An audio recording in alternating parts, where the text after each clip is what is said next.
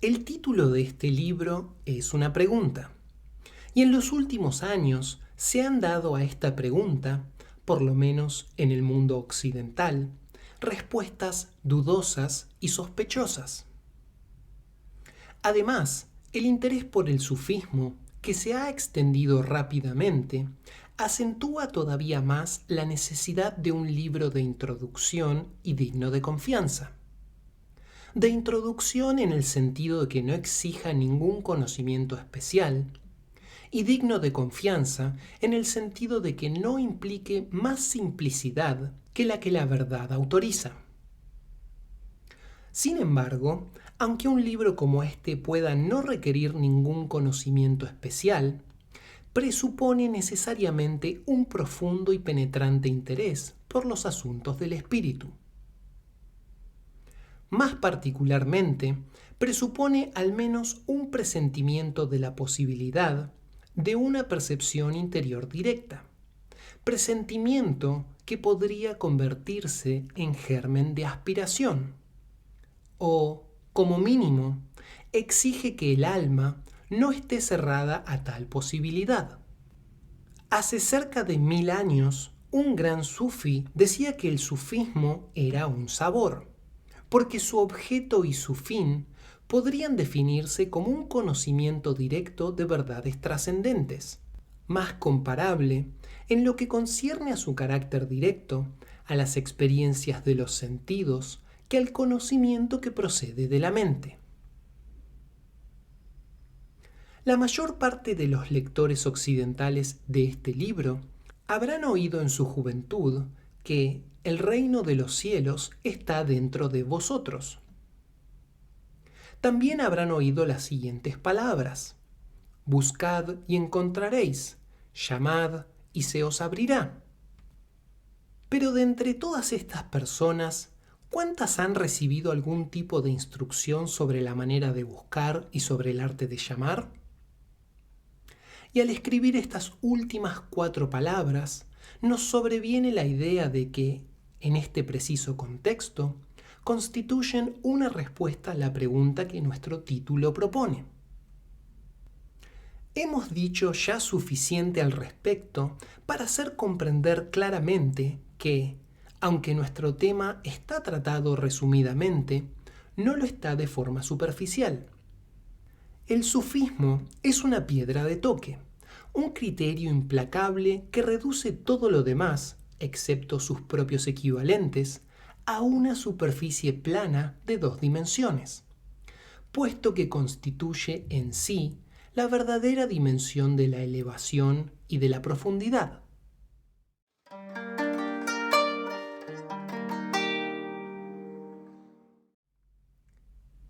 Hazme entrar, oh Señor, en las profundidades del océano de tu unidad infinita.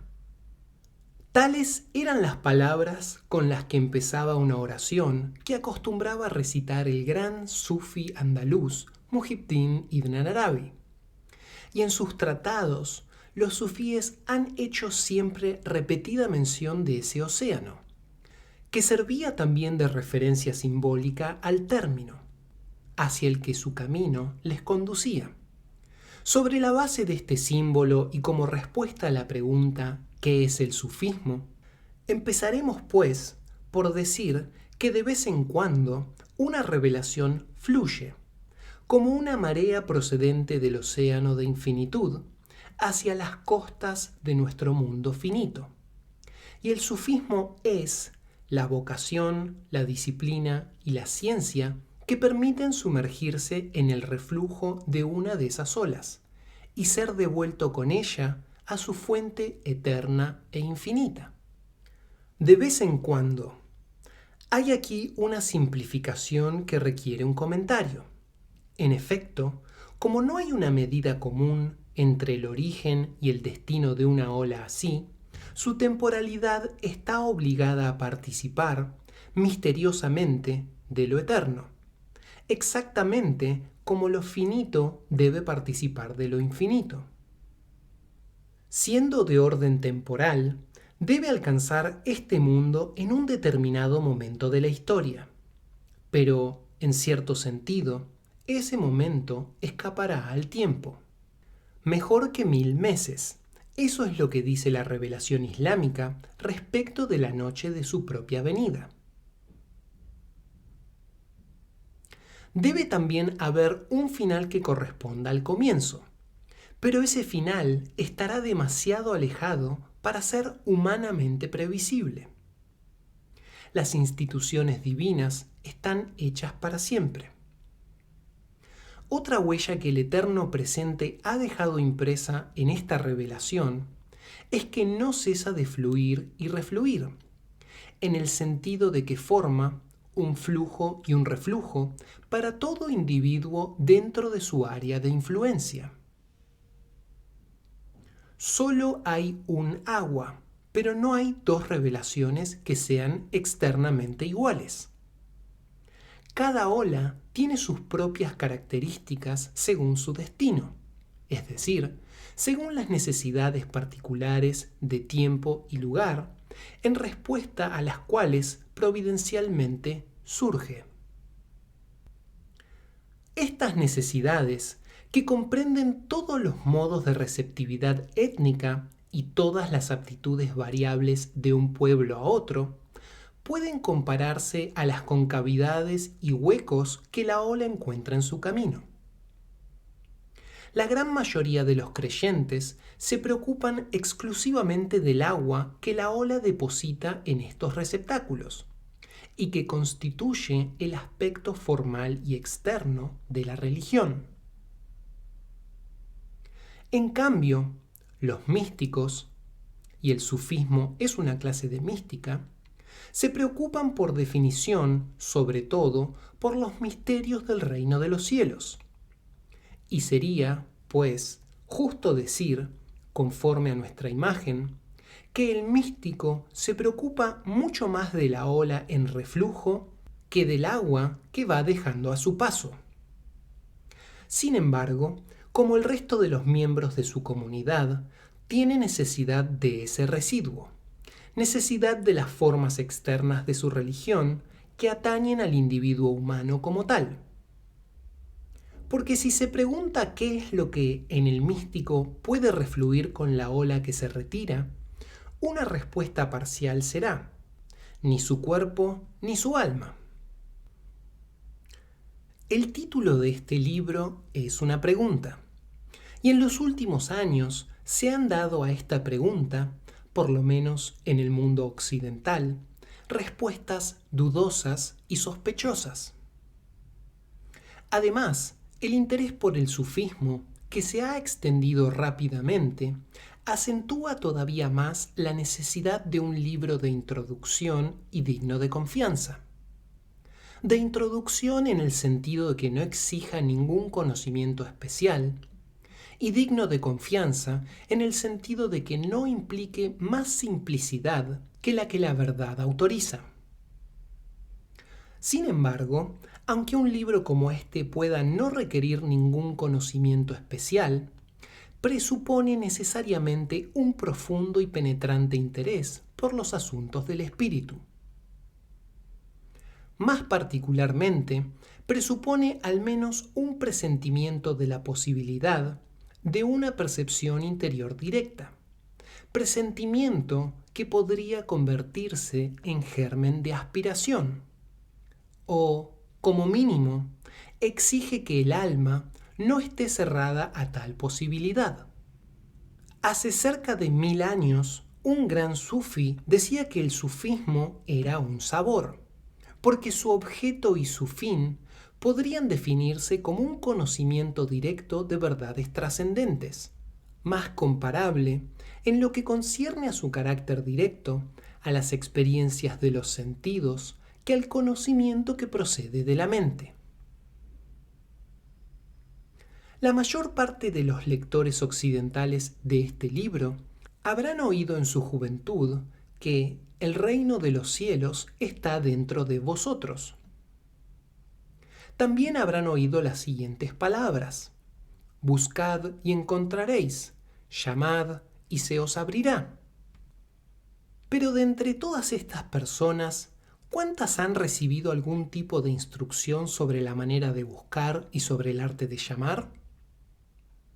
Y al escribir estas últimas 4 palabras, nos sobreviene la idea de que, en este preciso contexto, constituyen una respuesta a la pregunta que nuestro título propone. Hemos dicho ya suficiente al respecto para hacer comprender claramente que, aunque nuestro tema está tratado resumidamente, no lo está de forma superficial. El sufismo es una piedra de toque, un criterio implacable que reduce todo lo demás, excepto sus propios equivalentes, a una superficie plana de 2 dimensiones, puesto que constituye en sí la verdadera dimensión de la elevación y de la profundidad. El cuerpo no puede refluir antes de la resurrección, que es el primer estadio de la reabsorción del cuerpo y con el de todo el orden material, en los estados superiores del ser. En cuanto al alma, debe esperar a la muerte del cuerpo. Hasta ese momento, aunque inmortal,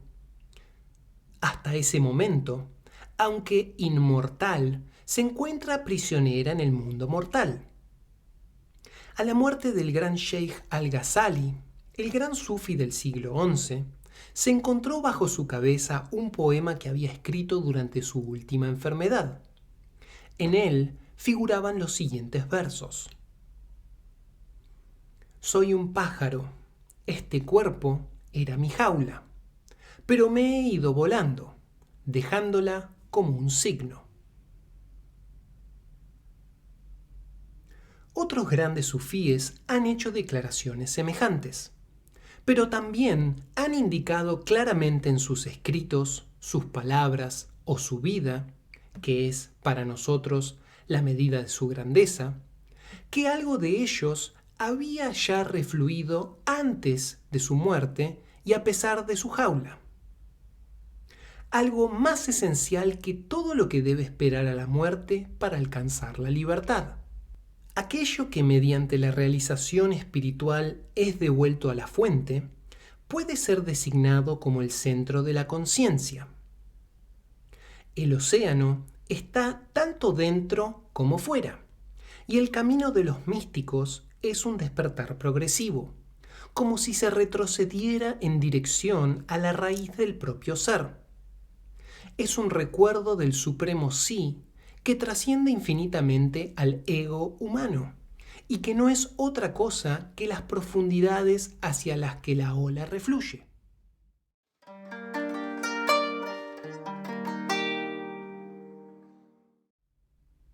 Para recurrir a una imagen muy distinta, pero que puede ayudar a completar la primera, compararemos este mundo con un jardín, o más exactamente con un vivero de plantas.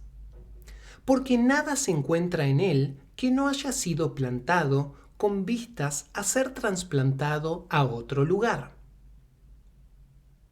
La parte central del jardín está reservada a unos árboles de especie particularmente noble, aunque son relativamente pequeños y están colocados en macetas de tierra cocida.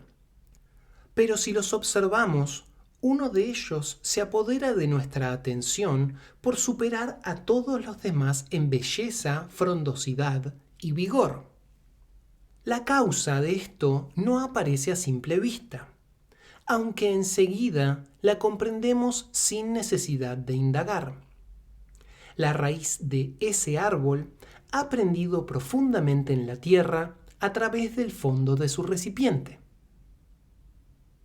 Los árboles son almas, y el que se distingue de los demás es uno que, como dicen los hindúes, se ha liberado en vida.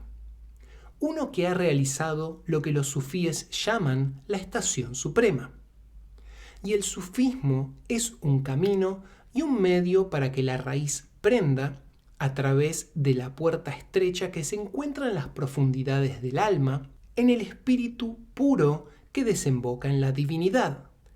El sufí realizado es, pues, consciente de estar, como los demás hombres, prisioneros en el mundo de las formas.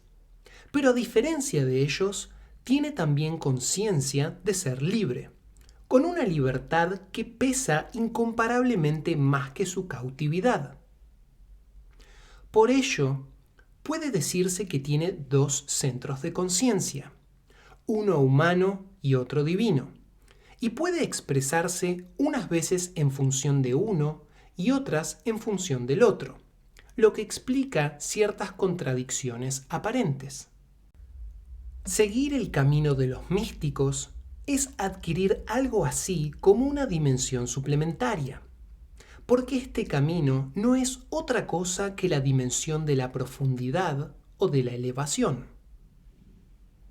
En consecuencia, como se verá más detalladamente a continuación, incluso los ritos en que el místico participa con el resto de su comunidad y de los que tiene necesidad para el equilibrio de su alma, no los realiza de forma exotérica, como es el caso de los demás, sino que proceden del mismo punto de vista esotérico, profundo o elevado, que caracteriza todos sus ritos y que el método le prohíbe perder de vista. En otros términos, nunca debe olvidar esta verdad. El agua que la ola ha dejado tras de sí es la misma que la que refluye. Análogamente, tampoco debe olvidar que su alma, a la manera de agua aprisionada en las formas, no es esencialmente diferente del espíritu trascendente, del que constituye una prolongación de manera comparable a una mano extendida y metida en un recipiente, que es después, finalmente, retirada.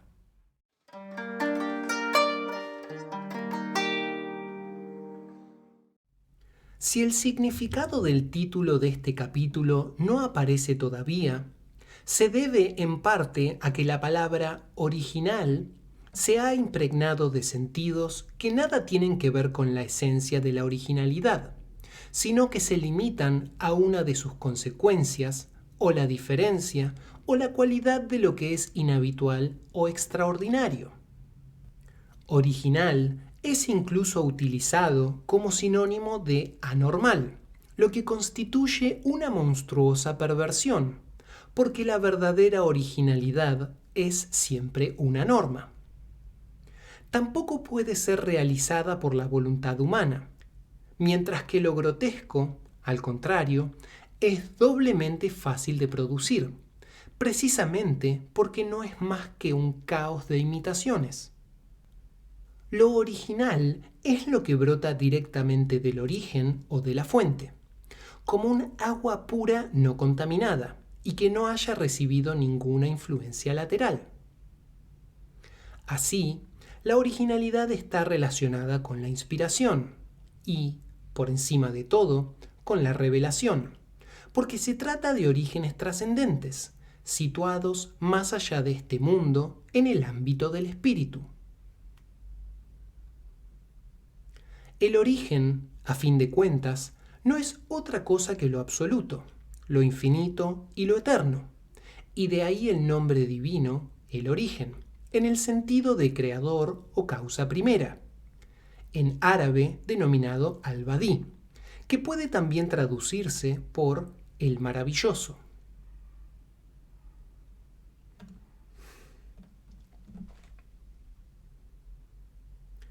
Es a partir de este océano de posibilidad infinita de donde fluyen las grandes olas de la revelación, cada una maravillosamente diferente de las otras, porque todas llevan la marca del único del que todo proviene, aunque en el fondo son la misma, porque el contenido esencial de su mensaje es la verdad una.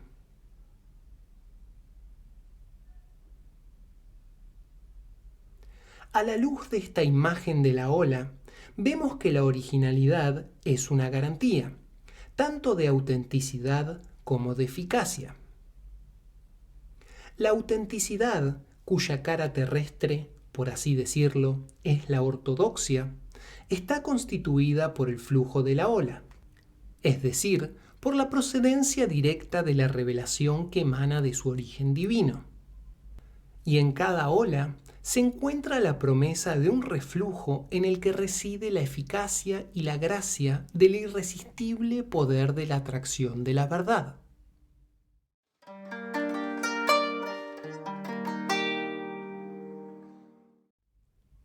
El sufismo no es otra cosa que la mística islámica, lo que significa que es la corriente central más potente de esa marea, que constituye la revelación del Islam.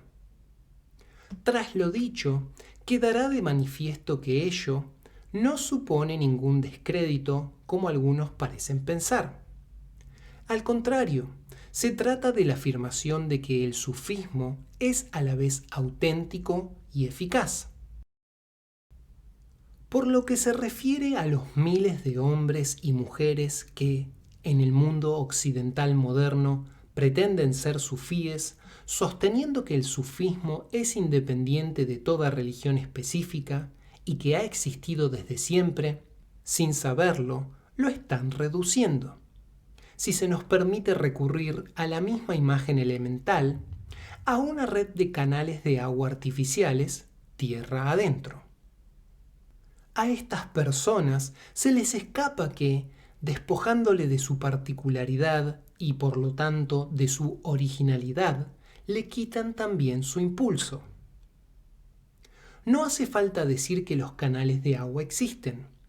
Por ejemplo, desde el momento en que el Islam se estableció en el subcontinente indio, ha habido intercambios intelectuales entre sufíes y brahmanes, y el sufismo adoptó también ciertos términos y nociones tomados del neoplatonismo. Pero los fundamentos del sufismo estaban ya establecidos, y su curso ulterior irrevocablemente trazado mucho antes de que les fuera posible a las influencias místicas extranjeras y paralelas introducir en él elementos no islámicos. Y, cuando tales influencias terminaron por dejarse sentir, en realidad no afectaron sino a la superficie.